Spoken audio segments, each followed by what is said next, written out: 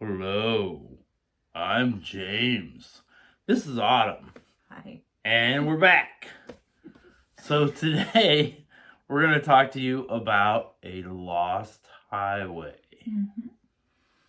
So in 1940, a highway opened in around Bedford County in Pennsylvania, and it was a two-lane road that was supposed to connect various parts of the state to each other.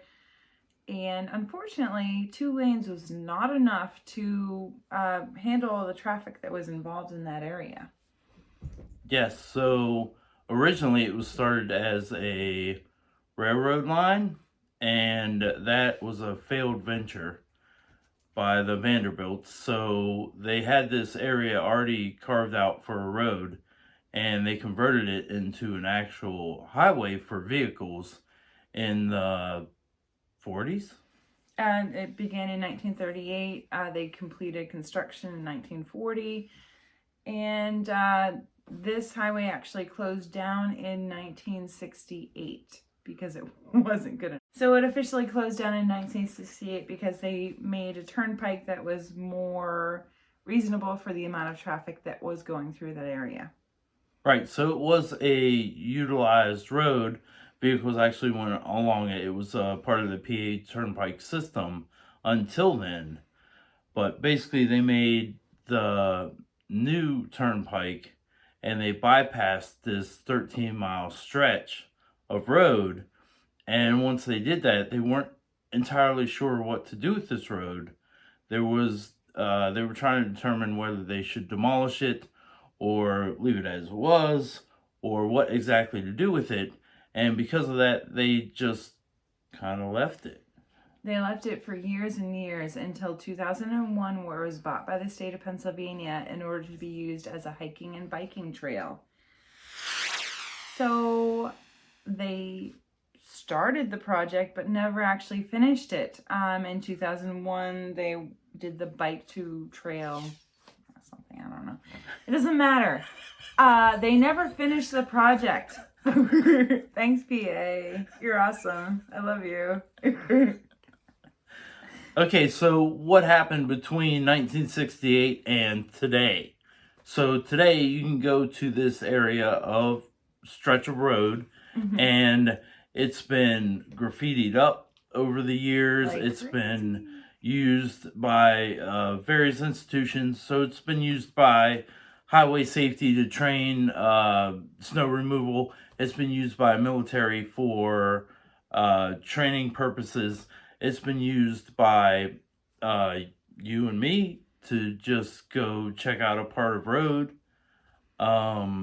It's also been used. It was featured in a movie, The Road. The Road. Yeah. Because of its post-apocalyptic feel, it is very creepy. It is abandoned. There's plants growing up all over the place. It's pretty cool, honestly. Yeah. Yes, and because of that, it's basically currently today it's used at your own risk. So there's no safety features on this road. It's not maintained. There's no. It has several tunnels along this 13-mile stretch. 2 that you can walk through specifically. It's kind of remote, and it's not very well advertised.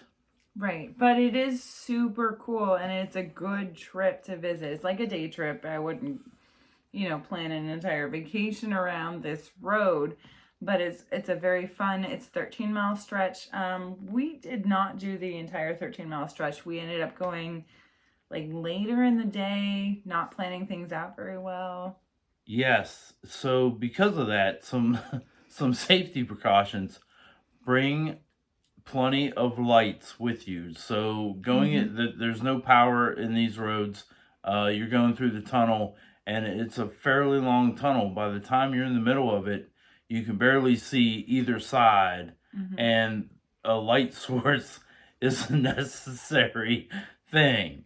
There are 2 main tunnels that you can go through, which are super creepy and cool, and I highly recommend. Rays Hill Tunnel and Sidling Hill Tunnel. We went through Ray's Hill Tunnel about halfway through it with a cell phone flashlight, and it was not sufficient. No. We went about halfway through it and heard some noises, and I got scared and said, let's go back. And it was like, I don't know, 7 o'clock at night anyway, so the sun was going down. Right. And we kind of went in the Winter. yeah, basically in the winter months. It happened to be a nice day in February, and we went and checked it out. So our planning wasn't all together there, because by the time we walked to the tunnel, it is basically starting getting dark and colder. And then by the time we got halfway into the tunnel, it was getting pretty dark out, and we still had to walk the way back to the car. So we noticed a few other people there. Not a lot of people. Not a lot of people. It's not very well populated. There's plenty of graffiti, so tons of people have been there. It's kind of creepy because like I said, the place is not maintained. So it's gonna be used at your own risk. And there's other areas within the tunnel. There's like side rooms and Creepy. and other, you can go up to like service area. If you do that, you're taking a risk.